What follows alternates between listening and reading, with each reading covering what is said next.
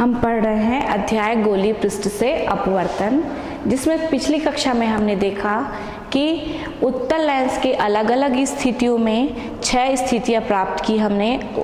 अनंत पर, फोकस पर, ये सारी अलग अलग स्थितियां हमने प्राप्त की और उसके लिए प्रतिबिंब की स्थिति क्या बनती है। अवतल लेंस से भी हमने देखा कि क्या स्थिति बनती है। और क्या देखा हमने देखा लेंस निर्माता सूत्र 1/f is equal to mu minus 1/r1 minus 1/r2। ये सूत्र हमने सिद्ध किया। उसके बाद हम देख रहे थे लेंस की फोकस दूरी किन किन चीज़ों पर निर्भर करती है। पहला हमने देखा किस पर निर्भर करती है, लेंस के पदार्थ पर।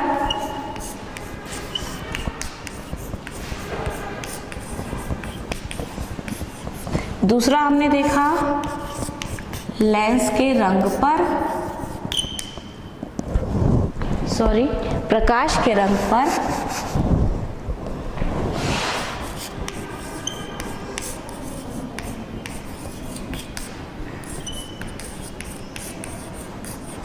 तीसरा हम देख रहे थे माध्यम पर। माध्यम के लिए हमारे पास फॉर्मूला ये निकला FL/FA is equal to A mu G minus 1/A mu G upon A mu L minus 1। ये हमारे पास फॉर्मूला निकला है। इस फॉर्मूले से हमने ये निकाला था कि पहला स्थिति निकला था कि FL is greater than FA, जिसका हमने कल अध्ययन किया था कि जैसे ही हम लेंस को द्रव में डुबोते हैं उसकी फोकस दूरी क्या होती है, बढ़ जाती है। ठीक है, अब आगे हम 3 कंडीशन देखेंगे। पहली स्थिति A mu L is less than A mu G। A mu L छोटा है किससे, A म्यू G से। अब A म्यू G क्या है, किसका अपवर्तनांक, ग्लास, G मतलब ग्लास, कांच का अपवर्तनांक किसके सापेक्ष, हवा के सापेक्ष। A म्यू L क्या है, पानी का अपवर्तनांक किसके सापेक्ष, हवा के सापेक्ष। ठीक है, ये दोनों का अपवर्तनांक है। तो यदि मैं बोल रही हूँ A म्यू L यानी कि पानी का अपवर्तनांक कम है किससे, A म्यू G से। मतलब जब बड़ी संख्या में छोटी संख्या को भाग देते हैं तो कितना आता है, मान लीजिए 5 है, 5 को हमने 2 से भाग दिया, कितना आएगा, 2 दूनी 4, 2 पंचे 10, 1 से बड़ी संख्या आई।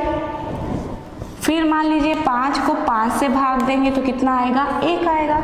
मतलब बराबर से भाग देने से 1 आता है और उससे छोटी संख्या से भाग देने से हमेशा 1 से बड़ी राशि आएगी। तो हमने A म्यू L को बोल रहे हैं छोटा है अंश से, हर छोटा है अंश से, मतलब इस पूरे की वैल्यू क्या होगी, 1 से बड़ी होगी। 1 से बड़ी वैल्यू होगी, उसमें 1 को माइनस करेंगे तो धनात्मक राशि आएगी। मतलब इस केस में हमारा FL/FA की वैल्यू क्या होगी, धनात्मक। अर्थात यदि हम किसी लेंस को उससे कम अपवर्तनांक वाले, ये ग्लास का अपवर्तनांक यानी कि कांच का, ये द्रव का, तो कम अपवर्तनांक वाले में अगर हम डुबाते हैं तो अवतल लेंस ही रहता है, उत्तल लेंस ही रहता है, उसकी प्रकृति में कोई भी परिवर्तन नहीं होता है। दूसरी स्थिति यदि हम देखें,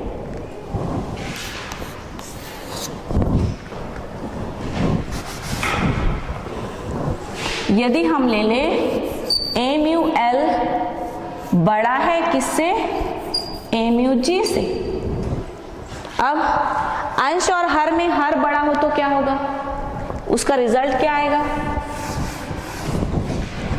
हर बड़ा है, मान लीजिए 2 है, 2 को 2 से भाग दे रहे हैं, बराबर है तब तो 1 आ रहा है।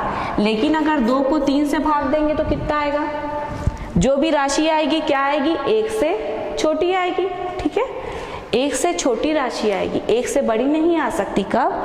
जब हमारा हर कैसा हो, बड़ा हो। तो एक से छोटी राशि आएगी, उसको हम माइनस करेंगे 1 में।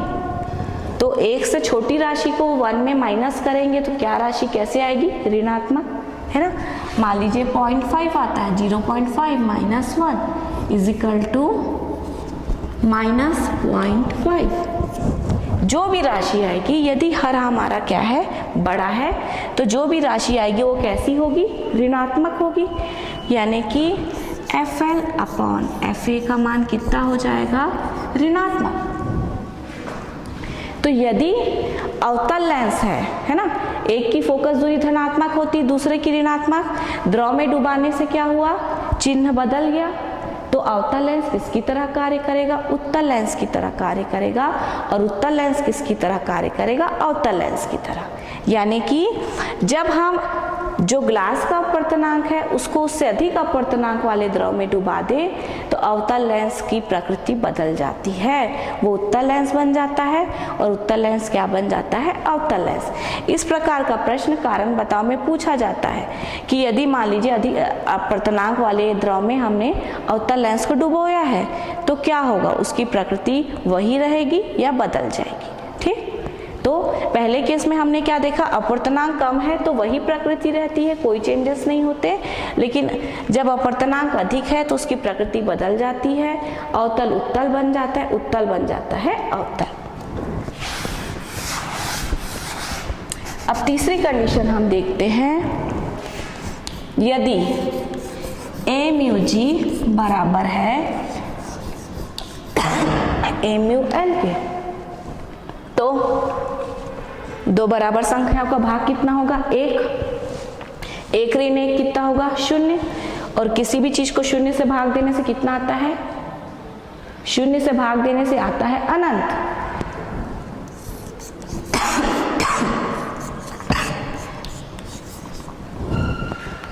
मतलब यदि लेंस को हम जिस द्रव में डुबा रहे हैं उसका अपवर्तनांक बराबर है किसके, लेंस के पदार्थ के, तो वो लेंस ना रह करके क्या बन जाता है, समतल प्लेट बन जाता है, ठीक है।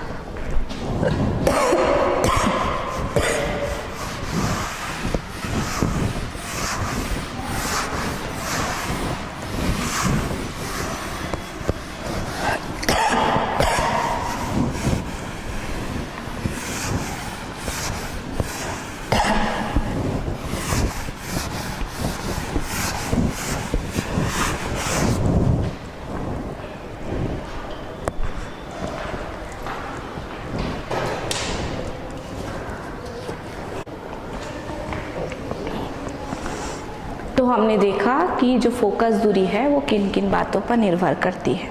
अब हम पढ़ेंगे लेंस सूत्र।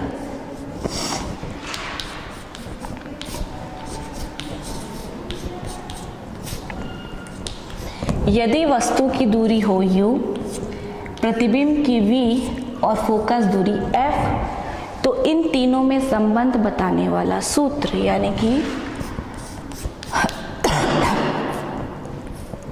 1/f is equal to 1/v minus 1/u। इस सूत्र को हम कहते हैं लेंस का सूत्र। इसको हम पहले उत्तल लेंस के लिए सिद्ध करेंगे, फिर हम सिद्ध करेंगे अवतल लेंस के लिए। सबसे पहले हम देखते हैं लेंस सूत्र को उत्तल लेंस के।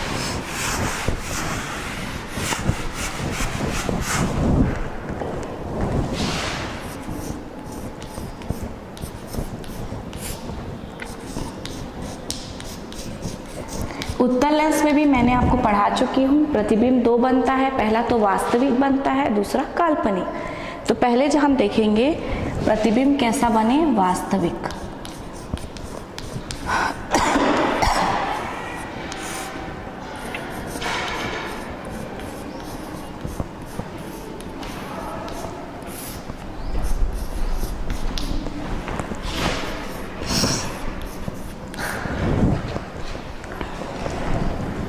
चलिए चित्र बना लेते हैं।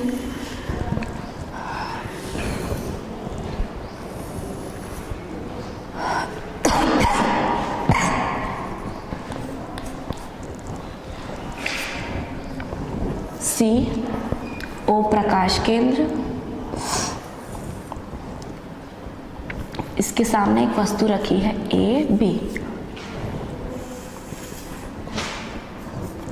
किससे होकर जाएगी? फोकस से, क्योंकि मुख्य अक्ष के समानांतर आपतित हुई है।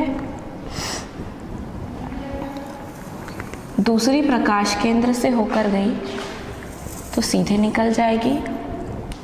यहाँ पर हमारा प्रतिबिंब बनेगा A dash B dash. O B क्या है? वस्तु की दूरी।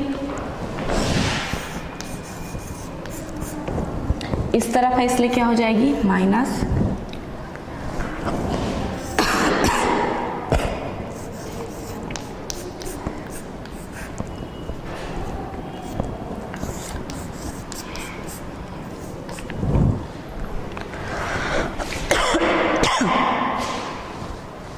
ओ है फोकस दूरी, इसलिए एफ ओ बी डैश प्रतिबिंब की दूरी, इसलिए कितना है? v।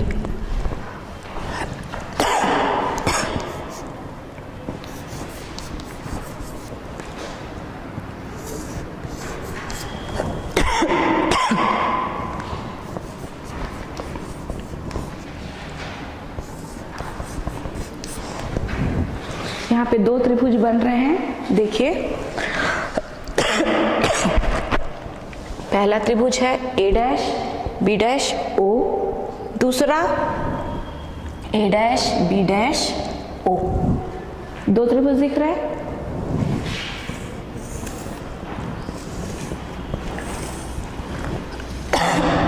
इन दोनों त्रिभुज की क्या खासियत दिख रही है आपको? देखिए, ये कोण और ये कोण कैसे कोण है? शीर्षाभिमुख कोण, तो आपस में क्या होंगे? बराबर होंगे। ये वाला 90 अंश है और ये वाला भी क्या है? 90 अंश। तो कैसे होंगे? आपस में बराबर होंगे। अब यदि किसी त्रिभुज के दो कोण आपस में बराबर है, मान लीजिए 30 अंश और ये 90, 30 और 90 कितना हो गया? 120 अंश। तो बचा वाला कोण कितना हो जाएगा? 60 अंश का, क्योंकि तीनों कोणों का योग कितना होता है? 180 अंश होता है। ठीक है, तो यदि ये 30 है, ये 90 है और इसका भी ये कितना है? 30 और 90, तो ये भी 60। मतलब इन दोनों त्रिभुजों के तीनों कोण कैसे हैं? आपस में बराबर। और ये किसकी कंडीशन है? समरूप त्रिभुज की। मतलब ए बी ओ और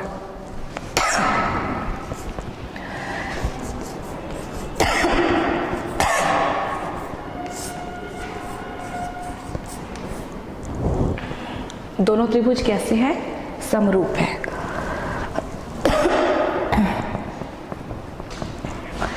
दोनों त्रिभुज हमारे समरूप है। ठीक है,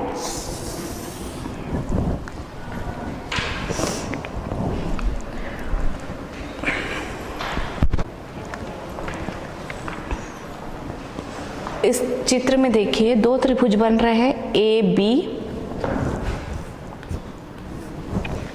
ओ और ए डैश बी डैश ओ।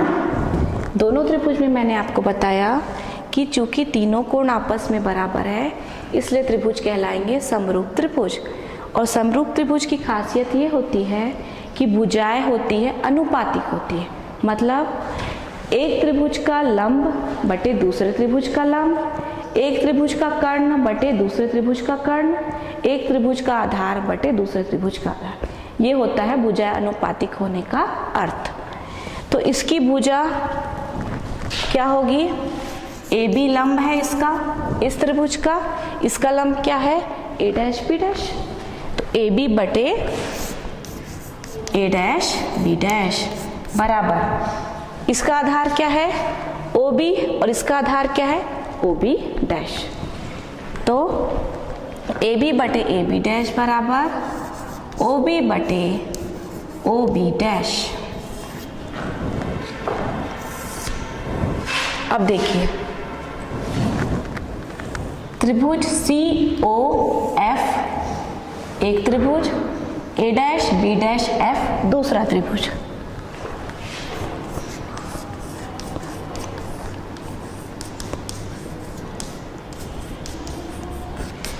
फिर यही इसमें ये शीर्षाभिमुख कोण है इसलिए आपस में बराबर होंगे, ये 90 अंश ये भी 90 अंश, और जब दो कोण बराबर है तो तीसरे कोण भी क्या होगा बराबर। फिर से दोनों त्रिभुज क्या हो जाएंगे समरूप, और त्रिभुज समरूप होते हैं तो भुजाएं कैसी होती है अनुपातिक होती है, तो इसकी भी भुजाएं अनुपातिक होंगी। क्या होगा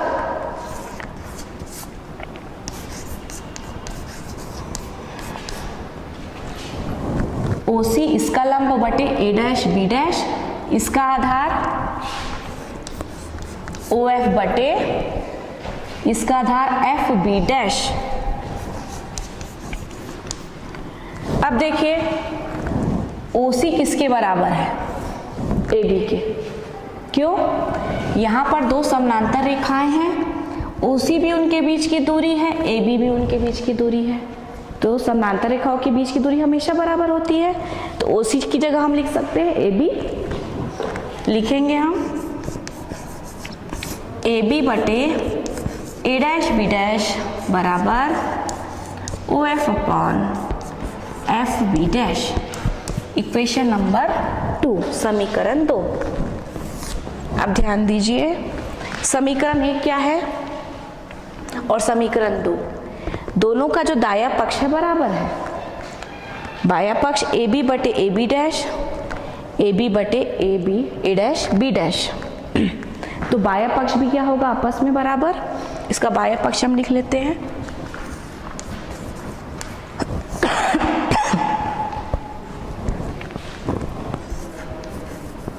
OB अपॉन OB डैश किसके बराबर हो जाएगा OF upon F B dash के।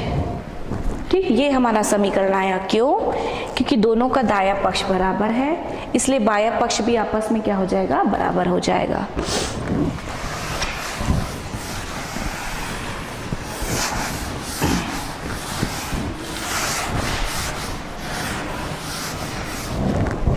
अब हमारे पास समीकरण है OB अपॉन OB डैश बराबर OF upon F B dash. सबकी वैल्यू रख देते हैं। OB की वैल्यू हमारे पास क्या है ऋण U, OB डैश की वैल्यू क्या है V,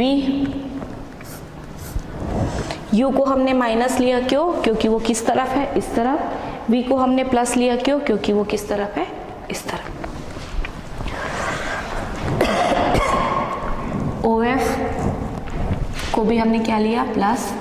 अब एफ बी डैश क्या है देखिए, एफ बी डैश क्या है O B dash minus O F, क्योंकि जितनी भी दूरियां है कहाँ से नापी जाती है प्रकाश केंद्र से, तो एफ बी डैश को हम नहीं निकाल सकते, इसलिए क्या करेंगे एफ बी डैश यानी कि ये दूरी को हम क्या करेंगे ओ बी डैश में यदि हम ओ एफ को माइनस कर दे तो बची हुई दूरी होगी एफ बी डैश।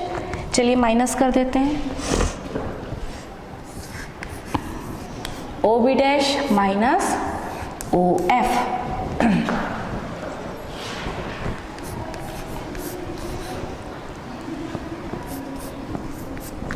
अब ओ बी डैश क्या है V, ओ एफ क्या है F। सब मानों को हमने रख दिया।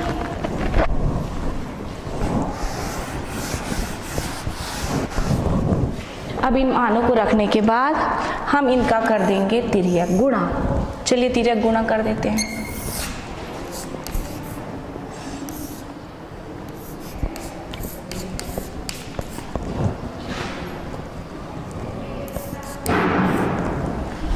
V का गुना F से माइनस U का गुना इससे। चलिए गुणा करते हैं, minus UV minus minus plus UF बराबर FV। ये हमको समीकरण प्राप्त हुआ।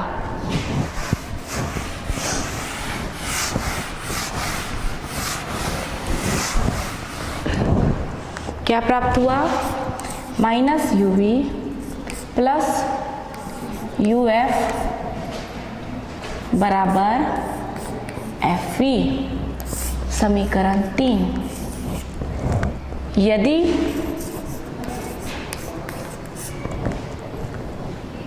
यदि पूरे समीकरण में UVF से भाग देने पर भाग दे दीजिए।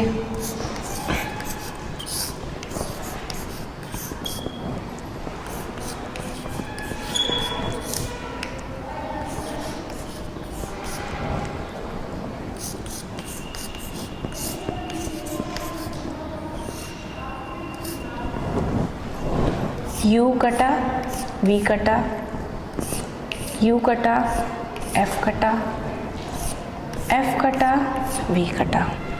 यहाँ पे क्या बचा?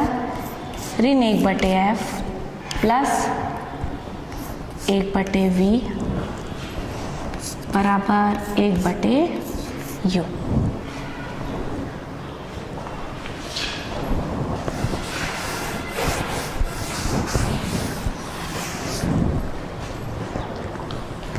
अब यदि हम इसको, हमारे पास समीकरण हमको प्राप्त हुआ 1/F प्लस 1/V बराबर 1/U। पक्षांतर करने पर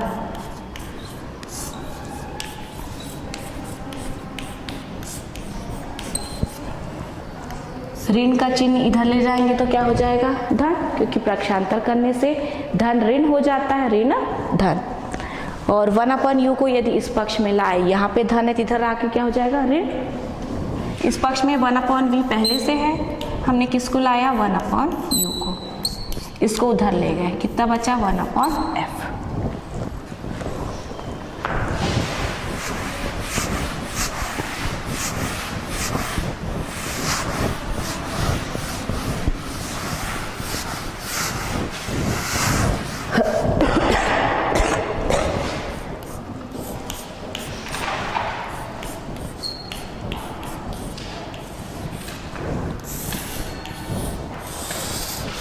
यही है हमारा लेंस सूत्र, जो वस्तु की दूरी V और प्रतिबिंब की, वस्तु की दूरी U, प्रतिबिंब की दूरी V और फोकस दूरी F तीनों में संबंध बताता है। ठीक है, जहां F क्या है? फोकस दूरी,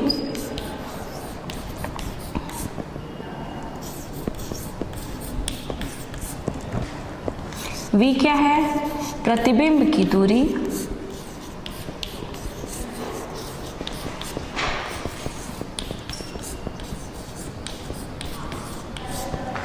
और U क्या है? वस्तु की दूरी।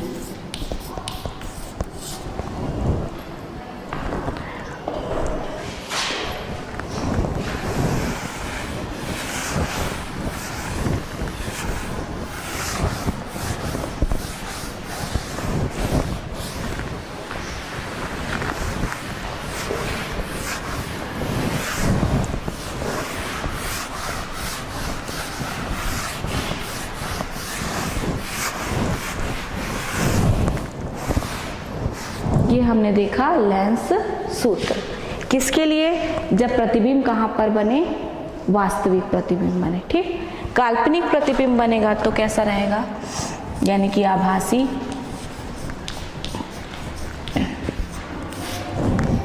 कैसे बनेगा प्रतिबिंब? देखिए,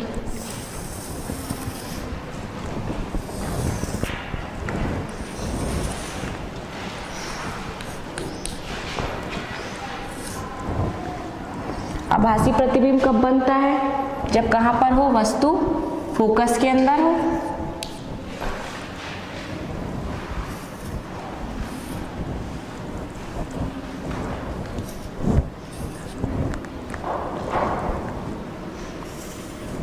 ये हमारी वस्तु AB,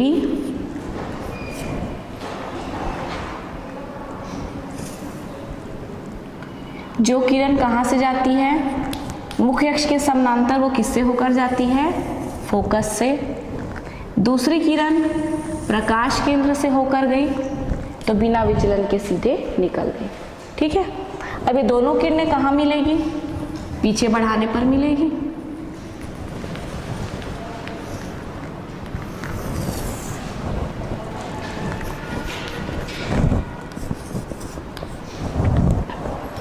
तो वस्तु क्या थी हमारी, ए बी, जिसका प्रतिबिंब हमको कहाँ पर प्राप्त हो रहा है, ए डैश बी डैश पर। ठीक है,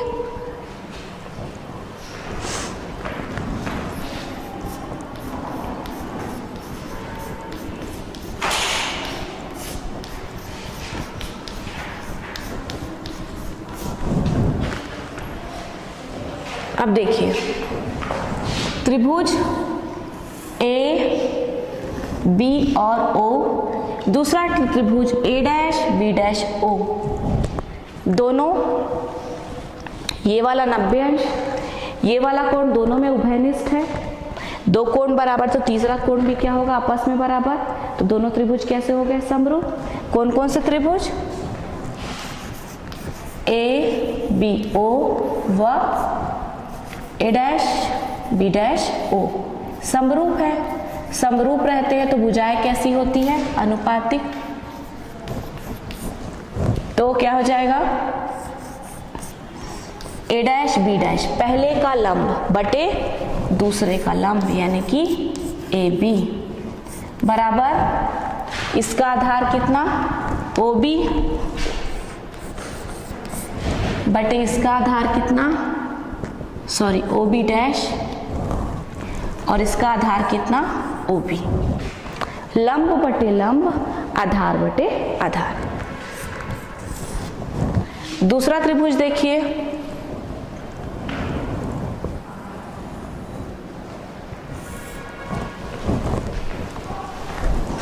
त्रिभुज ए डैश बी डैश एफ व ओ सी एफ में ए डैश बी डैश एफ, एक त्रिभुज बन रहा है ये। दूसरा ओ सी एफ, 90 अंश 90 अंश, ये वाला कोण उभयनिष्ठ, दो कोण बराबर तो तीसरा कोण भी बराबर। चूंकि तीनों कोण बराबर तो त्रिभुज क्या, समरूप।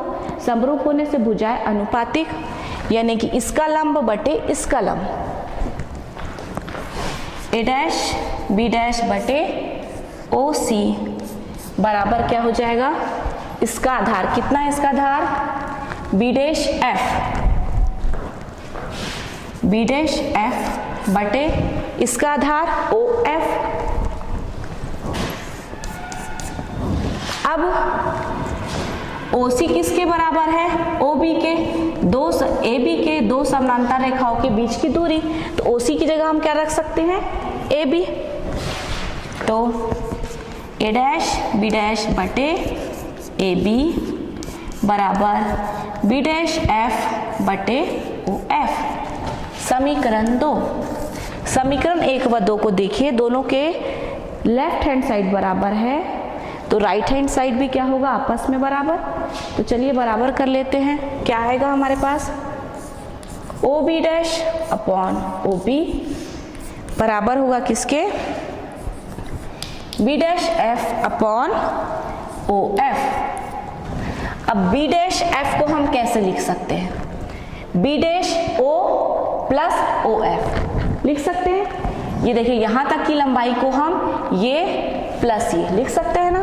तो चलिए लिखते हैं, O B dash upon O B बराबर बी डैश एफ को क्या लिखेंगे, B dash O plus O F upon O F. ठीक, ये हमारा समीकरण हो गया। अब यहाँ पे सबकी वैल्यू रख देते हैं। ओ बी डैश मतलब प्रतिबिंब की दूरी, लेकिन प्रतिबिंब किस तरफ बना है, इस तरफ, तो क्या होगा माइनस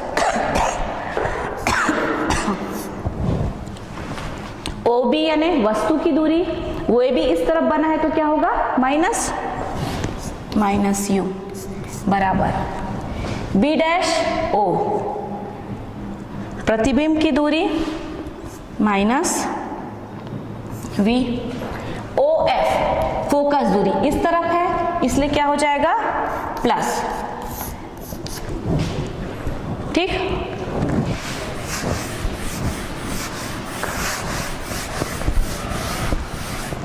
फिर यह गुणा कर देते हैं इस समीकरण का, तो -v गुणा f बराबर -u गुणित -v प्लस f।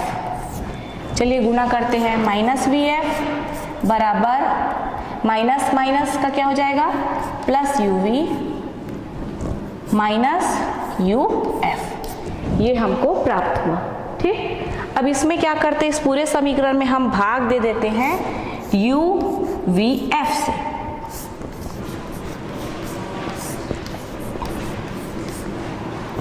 u कटा f कटा, u कटा v कटा, v कटा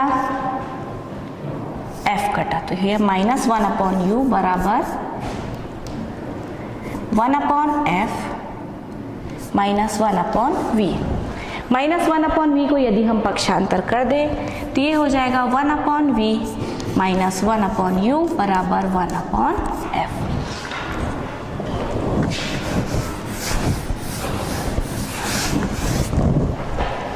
तो हमारे पास क्या फॉर्मूला निकला, 1/f is equal to 1/v minus 1/u। यही है हमारा लेंस सूत्र। पहले हमने किसके लिए लिखा है, उत्तल लेंस में जब प्रतिबिंब कैसा बने, वास्तविक बने। अब हम कैसे निकाल रहे हैं, प्रतिबिंब कैसा बन रहा है, काल्पनिक बन रहा है। दोनों कंडीशन में हमारा सूत्र कितना आया, 1/f is equal to 1/v minus 1/u, जहां f क्या है, फोकस दूरी, v क्या है,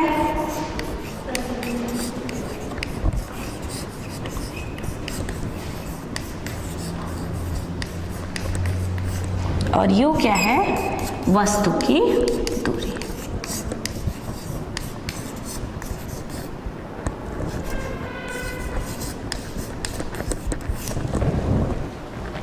तो आज हमने क्या क्या देखा, हमने ये देखा कि लेंस की फोकस दूरी जो है वो किन किन बातों पर निर्भर करती है। उसमें हमने ये देखा कि अपवर्तनांक पर, पहली चीज अपवर्तनांक के व्युत्क्रमानुपाती होती फोकस दूरी।